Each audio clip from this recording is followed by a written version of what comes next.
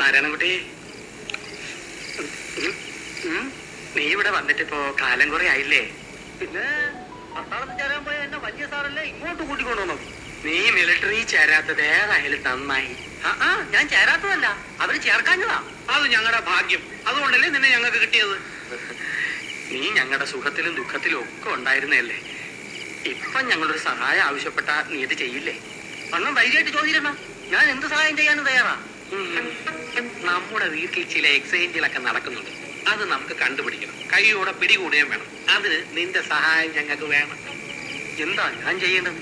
ഇന്ന് രാത്രി നിന്റെ ഒരു കണ്ണ് വേണം. കണ്ണ് മാത്രം ഞാൻ തരൂല, എന്നെ കൊന്നാലും തരൂല.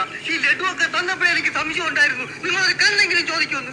എന്റെ കിഡ്നി ചോദിക്കാത്തത് ബാക്കി. എടാ മണ്ട, കണ്ണ് വേണോന്ന് പറഞ്ഞാൽ ഈ കണ്ണല്ല. നീ ഇന്ന് കാവല് നിൽക്കണമെന്നാ പറഞ്ഞത്. കാവല് നിൽക്കാനോ? ആർക്ക്?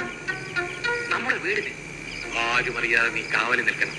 ആരെങ്കിലും വീട് വിട്ട് വീട് മാറി കയറുകയോ മറ്റേ ചെയ്താൽ ആ നിമിഷം നീ ഞങ്ങളെ വിവരം അറിയിക്കണം. ബാക്കി കാര്യം ഞങ്ങൾ ഏറ്റു. ഇത്രേ ഉള്ളോ? ഇതിനു വേണ്ടി ഒന്നല്ല, എന്റെ 2 കണ്ണുകളും വേണമെങ്കിൽ ഞാൻ ഉപയോഗപ്പെടുത്താം.